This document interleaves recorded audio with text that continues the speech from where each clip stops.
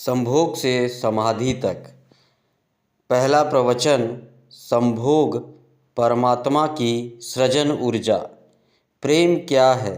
जीना और जानना तो आसान है, लेकिन कहना बहुत कठिन है। जैसे कोई मछली से पूछे कि सागर क्या है, तो मछली कह सकती है, यह है सागर। यह रहा चारों तरफ, वही है। लेकिन कोई पूछे कि कहो क्या है, बताओ मत, तो बहुत कठिन हो जाएगा मछली को। आदमी के जीवन में भी जो श्रेष्ठ है, सुंदर है और सत्य है, उसे जिया जा सकता है, जाना जा सकता है, हुआ जा सकता है, लेकिन कहना बहुत मुश्किल है। और दुर्घटना और दुर्भाग्य यह है कि जिसमें जिया जाना चाहिए, जिसमें हुआ जाना चाहिए, उसके संबंध में मनुष्य जाति 5-6 हजार वर्ष से पहले केवल बातें कर रहा है। प्रेम की बात चल रही है, प्रेम के गीत गाए जा रहे हैं, प्रेम के भजन गाए जा रहे हैं, और प्रेम का मनुष्य के जीवन में कोई स्थान नहीं है। अगर आदमी के भीतर खोजने जाए तो प्रेम से ज़्यादा असत्य शब्द दूसरा नहीं मिलेगा। और जिन लोगों ने प्रेम को असत्य सिद्ध कर दिया है और जिन्होंने प्रेम की समस्त धाराओं को अवरुद्ध कर दिया है, और बड़ा दुर्भाग्य यह है कि लोग समझते हैं वे ही प्रेम के जन्मदाता भी हैं। धर्म प्रेम की बातें करता है, लेकिन आज तक जिस प्रकार का धर्म मनुष्य जाति के ऊपर दुर्भाग्य की भांति छाया हुआ है, उसे धर्म ने ही मनुष्य के जीवन से प्रेम के सारे द्वार बंद कर दिए हैं। और ना इस संबंध में पूरब और पश्चिम में कोई फर्क है, ना हिंदुस्तान में और ना अमेरिका में कोई फर्क है। मनुष्य के जीवन में प्रेम की धारा प्रकट ही नहीं हो पाई, और नहीं हो पाई तो हम दोष देते हैं कि मनुष्य ही बुरा है, इसलिए नहीं प्रकट हो पाई। हम दोष देते हैं कि यह मन ही जहर है, इसलिए प्रकट नहीं हो पाई। मन जहर नहीं है, और जो लोग मन को जहर कहते रहे हैं, उन्होंने ही प्रेम को जहरीला कर दिया, प्रेम को प्रकट नहीं होने दिया है। मन जहर हो कैसे सकता है? इस जगत में कुछ भी जहर नहीं है। परमात्मा के इस सारे उपक्रम में कुछ भी विष नहीं है, सब अमृत है। लेकिन आदमी ने सारे अमृत को जहर कर लिया है, और इस जहर करने में शिक्षक, साधु संत और तथाकथित धार्मिक लोगों का सबसे ज़्यादा हाथ है। इस बात को थोड़ा समझ लेना जरूरी है, क्योंकि अगर यह बात दिखाई ना पड़े तो मनुष्य के जीवन में कभी भी प्रेम भविष्य में भी नहीं हो सकेगा। क्योंकि जिन कारणों से प्रेम नहीं पैदा हो सका है, उन्हीं कारणों को हम प्रेम प्रकट करने के आधार और कारण बना रहे हैं।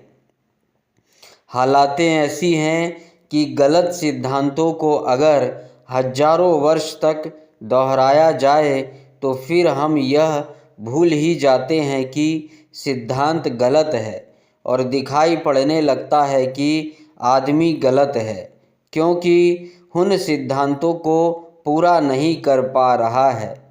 मैंने सुना है एक सम्राट के महल के नीचे से एक पंखा बेचने वाला गुजरता था और ज़ोर से चिल्ला रहा था कि अनूठे और अद्भुत पंखे मैंने निर्मित किए हैं।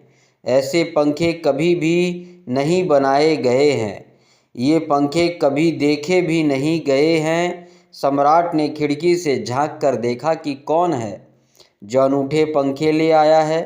सम्राट के पास सब तरह के पंखे थे, दुनिया के कोने कोने में जो मिल सकते थे, और नीचे देखा गलियारे में खड़ा हुआ एक साधारण सा आदमी 2-2 पैसों के पंखे होंगे और चिल्ला रहा है कि अनूठे आदित्य। उस आदमी को ऊपर बुलाया और पूछा कि इन पंखों में क्या खूबी है, दाम क्या है इन पंखों का। उस पंखे वाले ने कहा कि महाराज, दाम ज़्यादा नहीं है, पंखे को देखते हुए दाम बहुत कम है, सिर्फ 100 रुपये का पंखा है। सम्राट ने कहा, 100 रुपये? यह 2 पैसों का पंखा जो बाजार में जगह जगह मिलता है, और 100 रुपये दाम? क्या है इसकी खूबी? इस आदमी ने कहा, खूबी, यह पंखा 100 वर्ष चलता है, 100 वर्ष के लिए गारंटी है, 100 वर्ष से कम में ख़राब नहीं होता है। सम्राट ने कहा, इसको देखकर तो ऐसा लगता है कि यह सप्ताह भी चल जाए, पूरा तो मुश्किल है। धोखा देने की कोशिश कर रहे हो, सरासर बेईमानी, और वह भी सम्राट के सामने। उस आदमी ने कहा, आप मुझे भली भांति जानते हैं, इस गलियारे में रोज़ पंखे बेचता हूँ, 100 रुपये दाम है इसके, और अगर 100 वर्ष ना चले तो जिम्मेवार मैं हूँ। रोज़ तो नीचे मौजूद होता हूँ, और फिर आप सम्राट हैं, आपको धोखा देकर जाऊँगा कहाँ। वह पंखा खरीद लिया गया। सम्राट को विश्वास तो ना था, लेकिन आश्चर्य भी था कि यह आदमी सरासर झूठ बोल रहा है। किस बल पर बोल रहा है? पंखा 100 रुपये में खरीद लिया गया और उससे कहा कि 7वें दिन तुम उपस्थित हो जाना। 2-4 दिन में ही पंखे की डंडी बाहर निकल गई। 7वें आसमान 7वें दिन तो वह बिल्कुल मुर्दा हो गया। लेकिन सम्राट ने सोचा कि शायद पंखे वाला आएगा नहीं, लेकिन ठीक समय पर 7वें दिन वह पंखे वाला हाजिर हो गया और उसने कहा, कहो महाराज। उन्होंने कहा, कहना नहीं है, यह पंखा पड़ा हुआ है, टूटा हुआ, यह 7 दिन में ही यह गति हो गई। तुम कहते 100 वर्ष चलेगा, पागल हो या धोखेबाज, क्या हो? उस आदमी ने कहा कि मालूम होता है आपको पंखा झलना नहीं आता है। पंखा तो 100 वर्ष चलता ही, पंखा तो गारंटेड है, आप पंखा झलते कैसे थे? सम्राट ने कहा, और भी सुनो, अब मुझे यह भी सीखना पड़ेगा कि पंखा कैसे किया जाता है। उस आदमी ने कहा, कृपा करके बताइए कि इस पंखे की गति 7 दिन में ऐसे कैसे बना दी आपने, किस भांति पंखा किया? सम्राट ने पंखा उठा करके दिखाया कि इस भांति मैंने पंखा किया है। उस आदमी ने कहा, समझ गया भूल, इस तरह पंखा नहीं किया जाता। सम्राट ने कहा, और क्या रास्ता है पंखा झलने का? उस आदमी ने कहा, पंखा पकड़िए सामने और सिर को हिलाइए, पंखा 100 वर्ष चलेगा, आप समाप्त हो जाएंगे लेकिन पंखा बचेगा। पंखा गलत नहीं है, आपके झलने का ढंग गलत है। यह आदमी पैदा हुआ है 5-6 हजार या 10,000 वर्ष की संस्कृति का, यह आदमी फल है। लेकिन संस्कृति गलत नहीं है, यह आदमी गलत है। आदमी मरता जा रहा है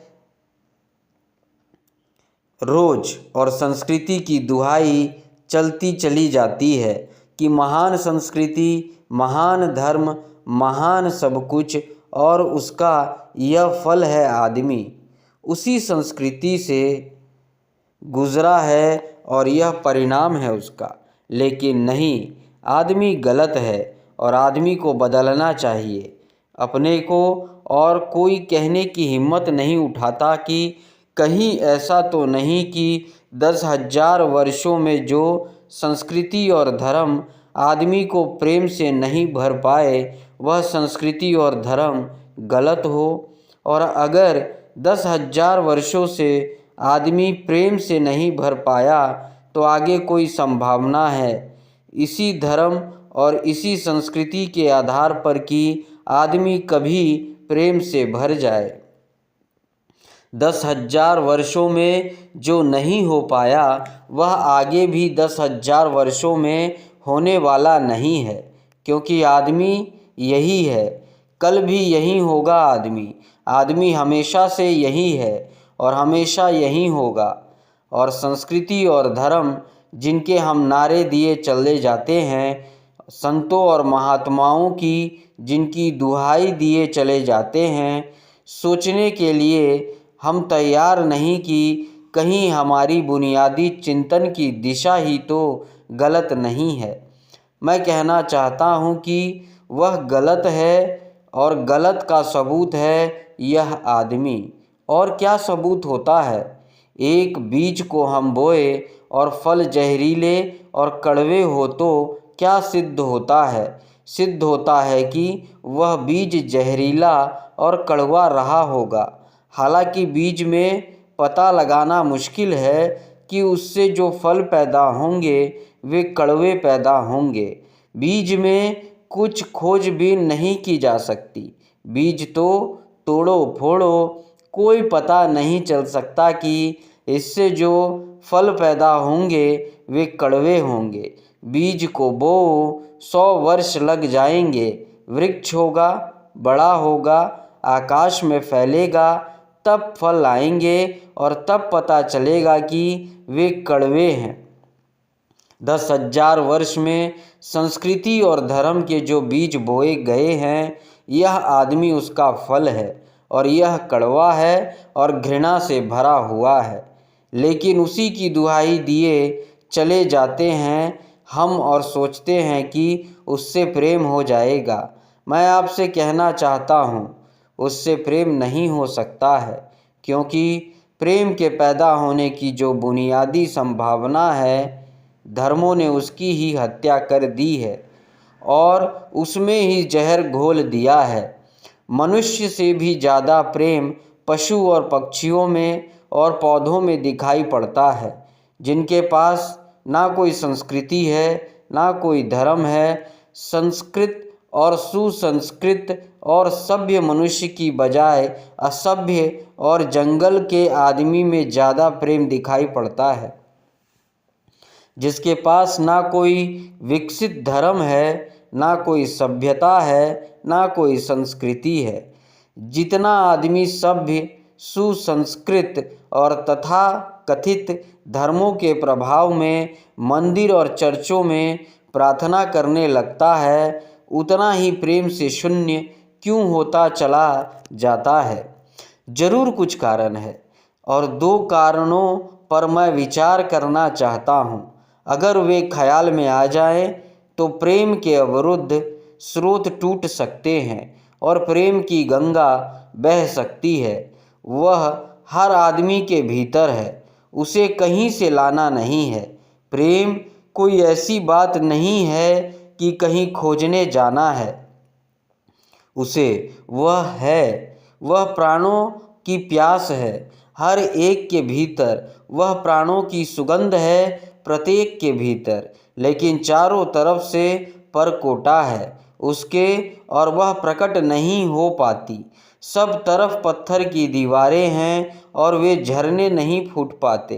तो प्रेम की खोज और प्रेम की साधना कोई पॉजिटिव, कोई विधायक खोज और साधना नहीं है कि हम जाए और कहीं प्रेम सीख ले। एक मूर्तिकार एक पत्थर को तोड़ रहा था। कोई देखने गया था कि मूर्ति कैसे बनाई जाती है। उसने देखा कि मूर्ति तो बिल्कुल नहीं बनाई जा रही है, सिर्फ छेनी और हथौड़ों से पत्थर तोड़े जा रहे हैं। तो उस आदमी ने पूछा कि यह आप क्या कर रहे हैं? मूर्ति नहीं बनाएंगे? मैं तो मूर्ति का बनाना देखने आया हूँ, आप तो सिर्फ पत्थर तोड़ रहे हैं। उस मूर्तिकार ने कहा कि मूर्ति तो पत्थर के भीतर छिपी है, उसे बनाने की ज़रूरत नहीं है, सिर्फ उसके ऊपर जो व्यर्थ पत्थर जुड़ा है उसे अलग कर देने की ज़रूरत है और मूर्ति प्रकट हो जाएगी। मूर्ति बनाई नहीं जाती, मूर्ति सिर्फ आविष्कृत होती है, डिस्कवर होती है, अनावृत होती है, उघाड़ी जाती है। मनुष्य के भीतर प्रेम छिपा है, सिर्फ उघाड़ने की बात है। उसे पैदा करने का सवाल नहीं है, अनावृत करने की बात है। कुछ है जो हमने ऊपर से ओढ़ा हुआ है, जो उसे प्रकट नहीं होने देता। एक चिकित्सक से जाकर आप पूछें कि स्वास्थ्य क्या है, और दुनिया का कोई चिकित्सक नहीं बता सकता कि स्वास्थ्य क्या है। बड़े आश्चर्य की बात है, स्वास्थ्य पर ही तो सारा चिकित्सा शास्त्र खड़ा है, सारी मेडिकल साइंस खड़ी है, और कोई नहीं बता सकता कि स्वास्थ्य क्या है। लेकिन चिकित्सक से पूछे कि स्वास्थ्य क्या है, तो वह कहेगा बीमारियों के बाबत हम बता सकते हैं कि बीमारियां क्या हैं, उनके लक्षण हमें पता है, एक एक बीमारी की अलग अलग परिभाषा हमें पता है। स्वास्थ्य का हमें कोई भी पता नहीं है। इतना हम कह सकते हैं कि जब कोई बीमार नहीं होती तो जो होता है वह स्वास्थ्य है। स्वास्थ्य तो मनुष्य के भीतर छिपा है, इसलिए मनुष्य की परिभाषा के बाहर है। बीमारी बाहर से आती है, इसलिए बाहर से परिभाषा की जा सकती है। स्वास्थ्य भीतर से आता है, उसकी कोई परिभाषा नहीं की जा सकती। इतना ही हम कह सकते हैं कि बीमारियों का अभाव स्वास्थ्य है, लेकिन यह स्वास्थ्य की कहाँ परिभाषा है। स्वास्थ्य के संबंध में तो हमने कुछ भी ना कहा कि बीमारियां नहीं हैं, तो बीमारियों के संबंध में कहा। सच यह है कि स्वास्थ्य पैदा नहीं करना होता, या तो छिप जाता है बीमारियों में, या बीमारियां हट जाती हैं तो प्रकट हो जाता है। स्वास्थ्य हम में है, स्वास्थ्य हमारा स्वभाव है। प्रेम हम में है, प्रेम हमारा स्वभाव है। इसलिए यह बात गलत है कि मनुष्य को समझाया जाए कि तुम प्रेम पैदा करो। सोचना यह है कि प्रेम पैदा क्यों नहीं हो पा रहा है, बाधा क्या है, अड़चन क्या है, कहाँ रुकावट डाल दी गई है। अगर कोई भी रुकावट ना हो तो प्रेम प्रकट होगा ही। उसे सिखाने की और समझने की कोई भी ज़रूरत नहीं है। अगर मनुष्य के ऊपर गलत संस्कृति और गलत संस्कार की धाराएं और बाधाएं ना हो तो हर आदमी प्रेम को उपलब्ध होगा ही। यह अनिवार्यता है, प्रेम से कोई बच ही नहीं सकता। प्रेम स्वभाव है। गंगा बहती है हिमालय से, बहेगी गंगा, उसके प्राण हैं, उसके पास जल है, वह बहेगी और सागर को खोज ही लेगी। ना किसी पुलिस वाले से पूछेगी, ना किसी पुरोहित से पूछेगी कि सागर कहाँ है। देखा किसी गंगा को चौरास्ते पर खड़े होकर पूछते कि सागर कहाँ है? उसके प्राणों में है छिपी सागर की खोज, और ऊर्जा है तो पहाड़ तोड़ेगी, मैदान तोड़ेगी और पहुंच जाएगी सागर तक। सागर कितना ही दूर हो, कितना ही छुपा हो, खोज ही लेगी। और कोई रास्ता नहीं है, कोई गाइड बुक नहीं है कि जिससे पता लगा ले कि कहाँ से जाना है, लेकिन पहुंच जाती है। लेकिन बांध दिए जाएं, चारों तरफ परकोटे उठा दिए जाए प्रकृति की बाधाओं को तोड़कर, तो गंगा सागर तक पहुंच जाती है। लेकिन अगर आदमी की इंजीनियरिंग की बाधाएं खड़ी कर दी जाए तो हो सकता है कि गंगा सागर तक ना पहुँचे। यह भेद समझ लेना जरूरी है। प्रकृति का कोई भी बाधा असल में बाधा नहीं है, इसलिए गंगा सागर तक पहुंच जाती है, हिमालय को काट कर पहुंच जाती है। लेकिन अगर आदमी इजाद करे, इंतजाम करे, तो गंगा को सागर तक नहीं भी पहुंचने दे सकता है। प्रकृति का तो एक सहयोग है, प्रकृति तो एक हार्मनी है। वहाँ जो बाधा भी दिखाई पड़ती है वह भी शायद शक्ति को जगाने के लिए चुनौती है। वहाँ जो विरोध भी दिखाई पड़ता है वह भी शायद भीतर प्राणों में जो छिपा है उसे प्रकट करने के लिए बुलावा है। वहाँ शायद कोई बाधा नहीं है, वहाँ हम बीज को दबाते हैं। ज़मीन में दिखाई पड़ता है कि ज़मीन की एक परत बीज के ऊपर पड़ी है, बाधा दे रही है, लेकिन वह बाधा नहीं दे रही।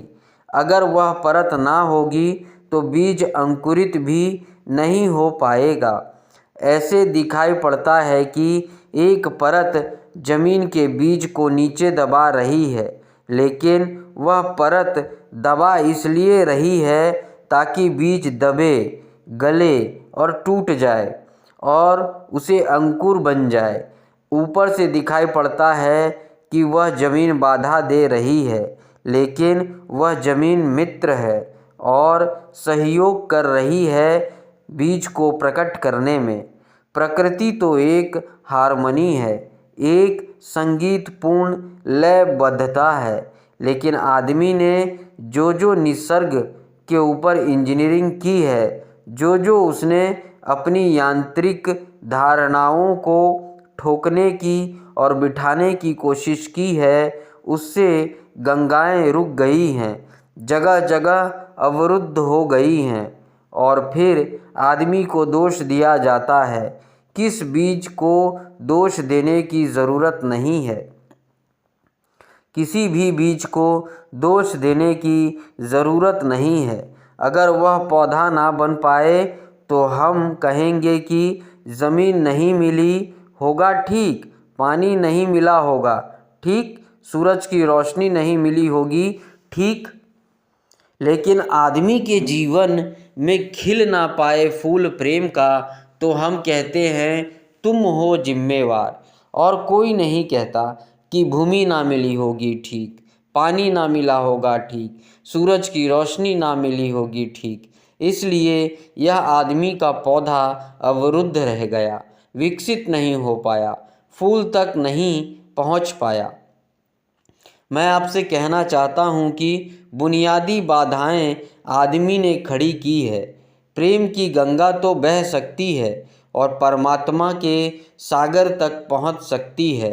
आदमी बना इसलिए है कि वह बहे और प्रेम बहे और परमात्मा तक पहुँच जाए, लेकिन हमने कौन सी बाधाएं खड़ी कर दी है। पहली बात, आज तक मनुष्य की सारी संस्कृतियों ने सेक्स का, काम का, वासना का विरोध किया है। इस विरोध ने मनुष्य के भीतर प्रेम के जन्म की संभावनाएं तोड़ दी, नष्ट कर दी। इसे निषेध ने, क्योंकि सच्चाई यह है कि प्रेम की सारी यात्रा का प्राथमिक बिंदु काम है, सेक्स है। प्रेम की यात्रा का जन्म गंगोत्री, जहाँ से गंगा पैदा होगी प्रेम की, वह सेक्स है, वह काम है और उसके सब दुश्मन हैं। सारी संस्कृतियाँ और सारे धर्म और सारे गुरु और सारे महात्मा तो गंगोत्री पर ही चोट कर दी, वहीं रोक दिया। पाप है काम, अधम है काम, जहर है काम, और हमने सोचा भी नहीं कि काम की ऊर्जा ही, सेक्स एनर्जी ही अंततः प्रेम में परिवर्तित होती और रूपांतरित होती है।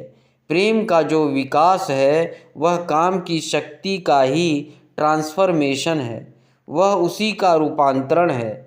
एक कोयला पड़ा हो और आपको ख्याल भी नहीं आएगा कि कोयला ही रूपांतरित होकर हीरा बन जाता है।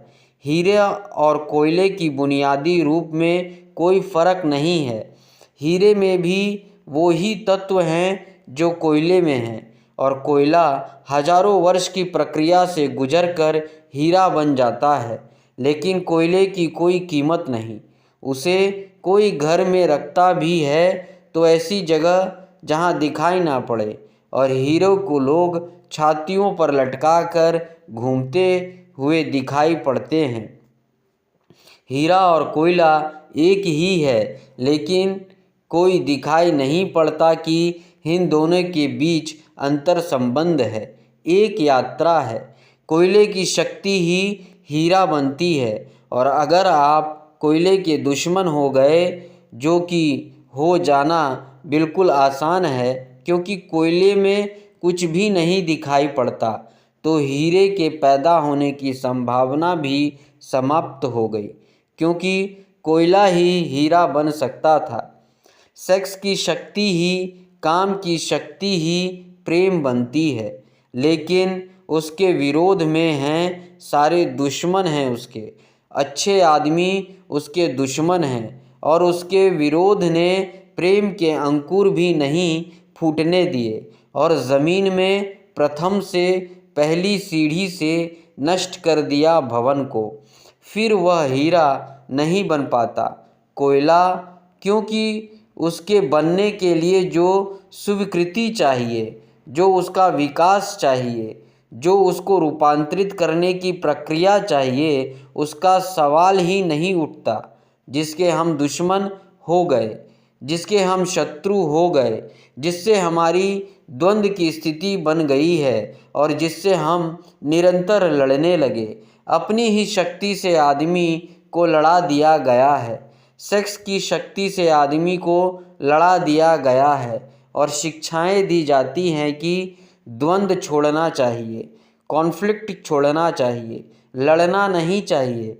और सारी शिक्षाएं बुनियादी में सिखा रही है कि लड़ो, मन जहर है तो मन से लड़ो, जहर से तो लड़ना पड़ेगा। सेक्स पाप है तो उससे लड़ो, और ऊपर से कहा जा रहा है कि द्वंद्व छोड़ो।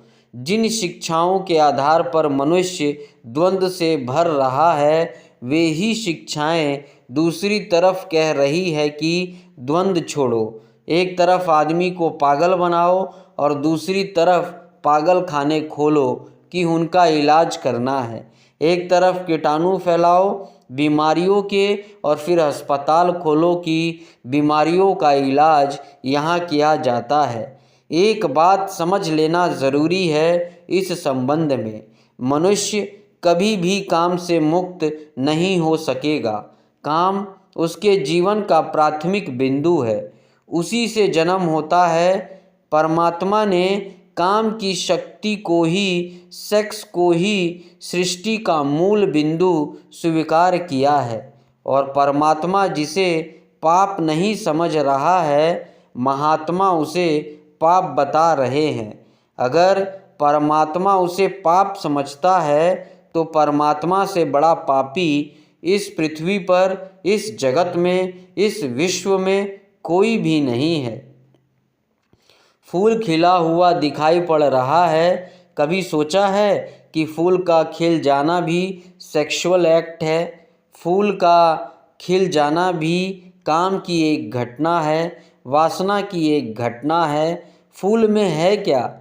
उसके खिल जाने में कुछ भी नहीं है।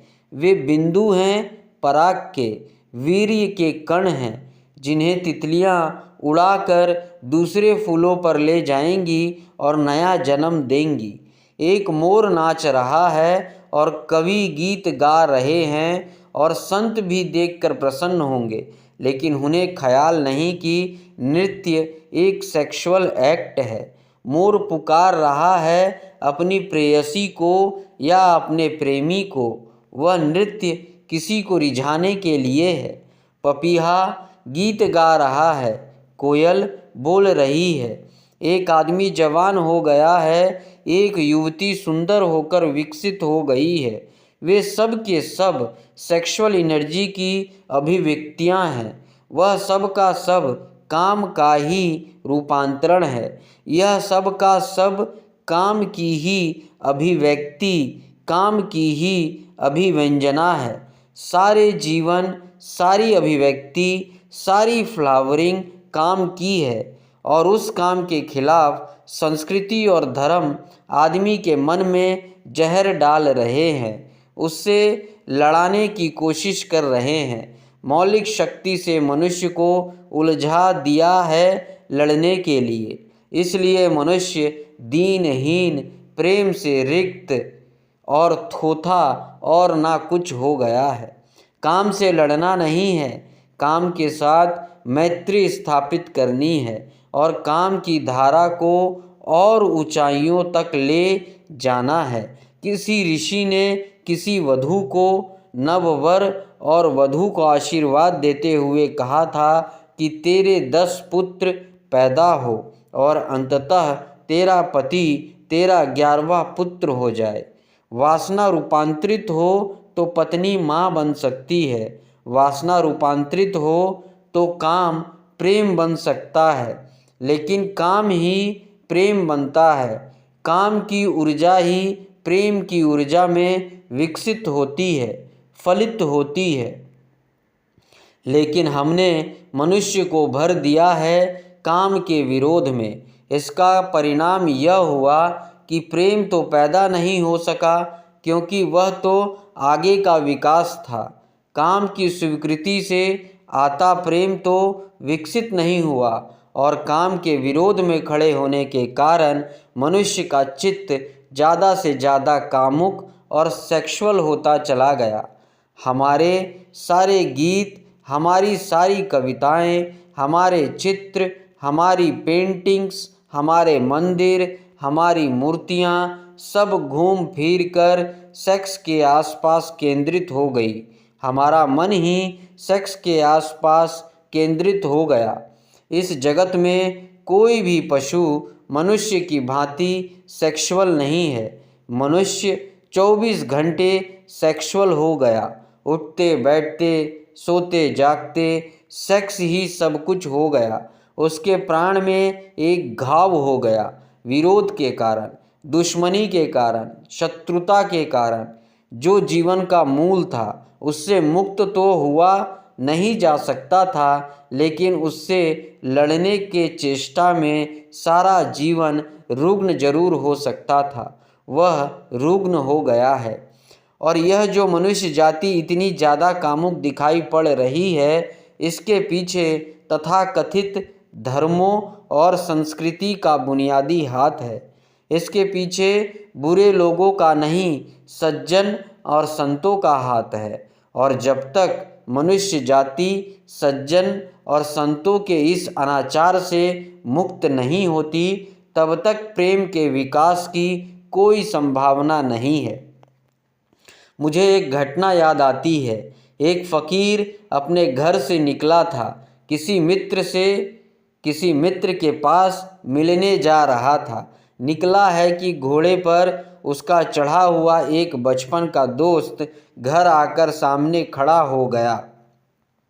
उसने कहा कि दोस्त, तुम घर पर रुको, वर्षों से प्रतीक्षा करता था कि तुम आओगे तो बैठेंगे और बात करेंगे, और दुर्भाग्य कि मुझे किसी मित्र से मिलने जाना है। मैं वचन दे चुका हूँ तो मैं वहाँ जाऊँगा। घंटे भर में जल्दी से जल्दी लौट आऊँगा, तब तक तुम विश्राम करो। उसके मित्र ने कहा कि मुझे तो चैन नहीं है, अच्छा होगा कि मैं तुम्हारे साथ ही चला चलूं। लेकिन उसने कहा कि मेरे कपड़े सब गंदे हो गए हैं धूल से रास्ते की। अगर तुम्हारे पास कुछ अच्छा कपड़ा हो तो मुझे दे दो, तो मैं डाल लूं और साथ हो जाऊं। निश्चित था उस फकीर के पास किसी सम्राट ने उसे एक बहुमूल्य कोट, एक पगड़ी और धोती भेंट की थी। उसने संभाल कर रखी थी, कभी ज़रूरत पड़ेगी तो पहनूंगा। वह ज़रूरत नहीं आई थी, निकाल कर ले आया खुशी में। मित्र ने जब पहन लिए तब उसे थोड़ी ईर्ष्या पैदा हुई। मित्र ने पहनकर तो मित्र सम्राट मालूम होने लगा। बहुमूल्य कोट था, पगड़ी थी, धोती थी, शानदार जूते थे, और उसके सामने वह फ़कीर बिल्कुल ही नौकर चाकर, दीनहीन दिखाई पड़ने लगा। उसने सोचा कि यह तो बड़ा मुश्किल हुआ, यह तो बड़ा गलत हुआ। जिनके घर मैं ले जाऊंगा ध्यान इस पर जाएगा, मुझ पर किसी का भी ध्यान जाएगा नहीं। अपने ही कपड़े, और आज अपने ही कपड़ों के कारण मैं दीनहीन हो जाऊंगा। लेकिन बार बार मन को समझाया कि मैं फ़कीर हूँ, आत्मा परमात्मा की बात करने वाला। क्या रखा है कोट में पगड़ी में, छोड़ो पहनने रहने दो, कितना फ़र्क पड़ता है। लेकिन जितना समझाने की कोशिश की कोट पगड़ी में क्या रखा है, कोट पगड़ी ही उसके मन में घूमने लगी। मित्र दूसरी बात करने लगा, लेकिन वह भीतर तो ऊपर तो कुछ और दूसरी बातें कर रहा है, लेकिन वहाँ उसका मन नहीं है। भीतर उसे बस कोट और पगड़ी, रास्ते पर जो भी आदमी देखता है उसे कोई भी नहीं देखता। मित्र की तरफ सबकी आंखें जाती है। वह बड़ी मुश्किल में पड़ गया कि यह तो आज भूल कर ली, अपने हाथ से भूल कर ली। जिनके घर जाना था वहाँ पहुँचा, जाकर परिचय दिया कि मेरे मित्र हैं जमाल, बचपन के दोस्त हैं, बहुत प्यारे आदमी हैं। और फिर अचानक अनजाने मुंह से निकल गया कि रह गए कपड़े सो कपड़े मेरे हैं। क्योंकि मित्र भी जिनके घर गए थे वे भी उसके कपड़े को देख रहे थे और भीतर उसके चल रहा था कोट पगड़ी, मेरी कोट पगड़ी, और उन्हीं की वजह से मैं परेशान हो रहा हूँ। निकल गया मुंह से कि रह गए कपड़े मेरे हैं। मित्र भी हैरान हुआ, घर के लोग भी हैरान हुए कि यह क्या पागलपन की बात है। ख्याल उसको भी आया बोल जाने के बाद, तब पछताया कि यह तो भूल हो गई। पछताया तो और दबाया अपने मन को। बाहर निकलकर क्षमा मांगने लगा कि क्षमा कर दो, बड़ी गलती हो गई। मित्र ने कहा, मैं तो हैरान हुआ कि तुमसे निकला कैसे गया। उसने कहा कि कुछ नहीं, सिर्फ ज़बान की चूक हो गई। हालांकि ज़बान की चूक कभी भी नहीं होती है, भीतर कुछ चलता होता है तो कभी कभी बेमौके ज़बान से निकल जाता है। चूक कभी नहीं रही होती है। माफ़ कर दो, भूल हो गई। कैसे वह ख्याल आ गया कुछ समझ में नहीं आता। हालांकि पूरी तरह समझ में आ रहा था कि ख्याल कैसे आया है। दूसरे मित्र के घर गए। अब वह तय करता रहा रास्ते में कि अब चाहे कुछ भी हो जाए, यह नहीं कहना है कि कपड़े मेरे हैं, पक्का कर लेना है अपने मन को। घर के द्वार पर उसने जाकर बिल्कुल दृढ़ संकल्प कर लिया कि यह बात नहीं उठानी है कि कपड़े मेरे हैं। लेकिन उस पागल को पता नहीं कि जितनी वह दृढ़ संकल्प कर रहा है इस बात का, वह दृढ़ संकल्प बता रहा है इस बात को कि उतने ही ज़ोर से उसके भीतर यह भावना घर कर रही है कि ये कपड़े मेरे हैं। आखिरी दृढ़ संकल्प क्यों किया जाता है? एक आदमी कहता है कि मैं ब्रह्मचर्य का दृढ़ व्रत लेता हूँ। उसका मतलब है कि उसके भीतर कामुकता दृढ़ता से धक्के मार रही है, नहीं तो और कारण क्या है। एक आदमी कहता है कि मैं कसम खाता हूँ कि आज से कम खाना खाऊंगा। उसका मतलब यह है कि कसम खानी पड़ रही है, ज़्यादा खाने का मन है उसका, और तब अनिवार्य रूपेण द्वंद्व पैदा होता है। जिससे हम लड़ना चाहते हैं वही हमारी कमज़ोरी है, और तब द्वंद्व पैदा हो जाना स्वाभाविक है।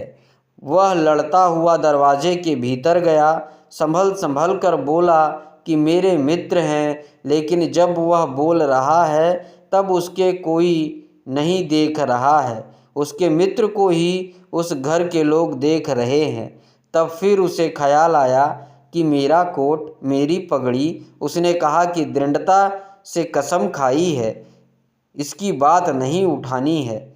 मेरा क्या है कपड़ा लत्ता, कपड़े लत्ते किसी के होते हैं। यह तो सब संसार है, यह तो सब माया है। लेकिन यह सब समझा रहा है, लेकिन असलियत तो बाहर से भीतर, भीतर से बाहर हो रही है। समझाया कि मेरे मित्र हैं, बचपन के दोस्त हैं, बहुत प्यारे आदमी हैं। रह गए कपड़े उन्हीं के हैं, मेरे नहीं हैं। पर घर के लोगों को ख्याल आया कि कपड़े उन्हीं के हैं, मेरे नहीं हैं।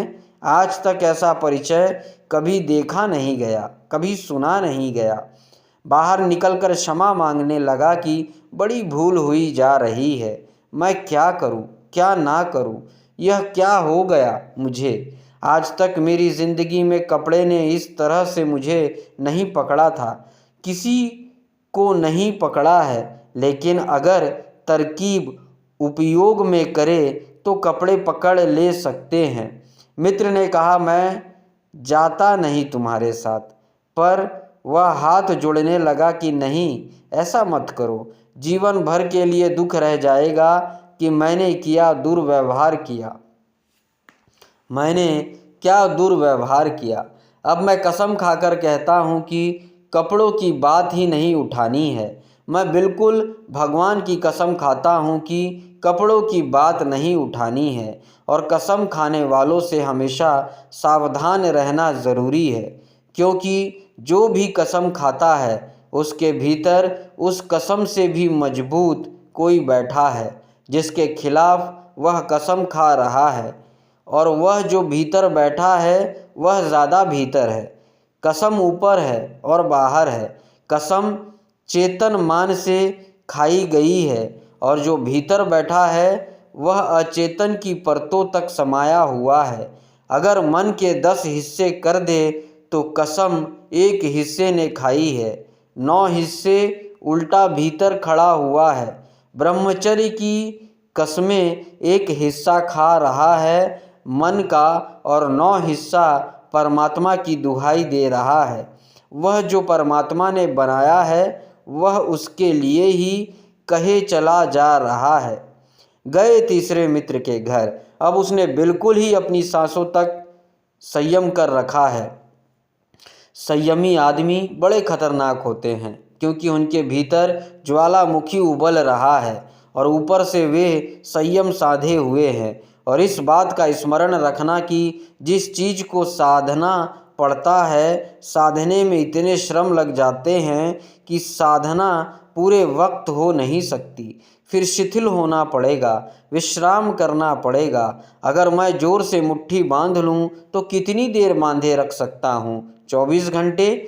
जितनी ज़ोर से बांधूंगा उतनी ही जल्दी थक जाऊंगा और मुट्ठी खुली जाएगी। जिस चीज़ में भी श्रम करना पड़ता है, जितना ज़्यादा श्रम करना पड़ता है उतना जल्दी थकान आ जाती है, शक्ति खत्म हो जाती है और उल्टा होना शुरू हो जाता है।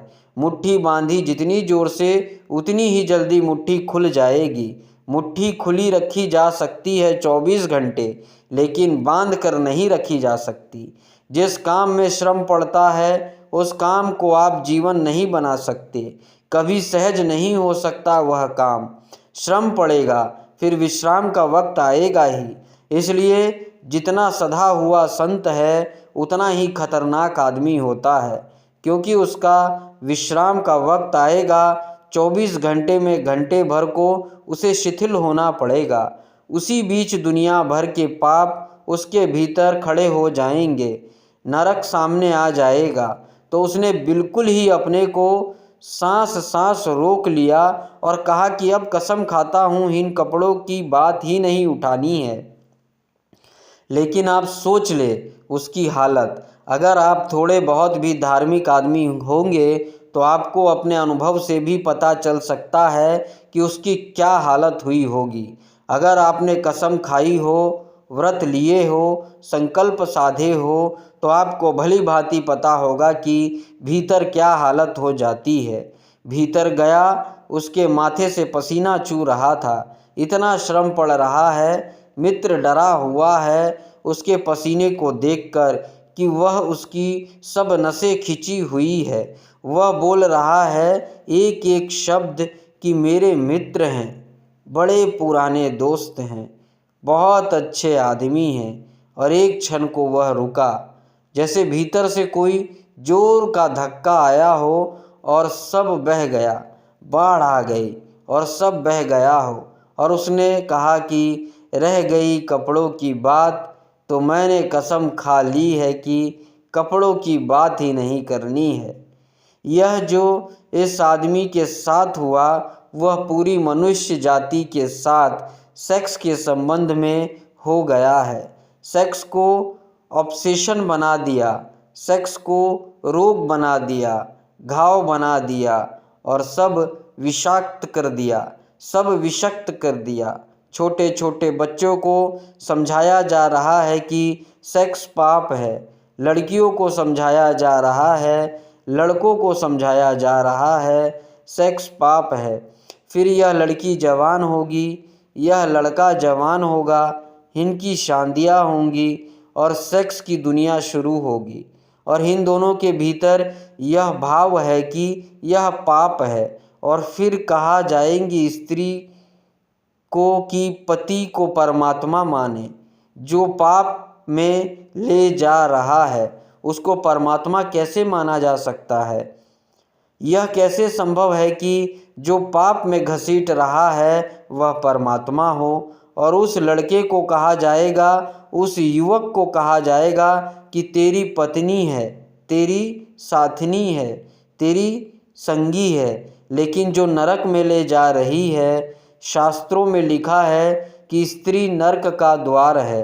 यह नरक का द्वार संगी और साथनी, यह मेरा आधा अंग, यह नरक की तरफ जाता हुआ आधा अंग मेरा, यह इसके साथ कौन सा सामंजस्य बन सकता है? सारी दुनिया का दाम्पत्य जीवन नष्ट किया है इस शिक्षा ने। और जब दंपत्ति का जीवन नष्ट हो जाए तो प्रेम का कोई संभावना नहीं रही, क्योंकि जब पति और पत्नी प्रेम ना कर सके एक दूसरे को, जो कि अत्यंत सहज और नरसंगिक प्रेम है, तो फिर कौन और किसको प्रेम कर सकेगा? इस प्रेम को बढ़ाया जा सकता है कि पत्नी और पति का प्रेम इतना विकसित हो, इतना उदात्त हो, इतना ऊंचा बने कि धीरे धीरे बांध तोड़ दे और दूसरों तक फैल जाए। यह हो सकता है, लेकिन इसको समाप्त ही कर दिया जाए, तोड़ ही दिया जाए, विषाक्त कर दिया जाए तो फैलेगा क्या, बढ़ेगा क्या?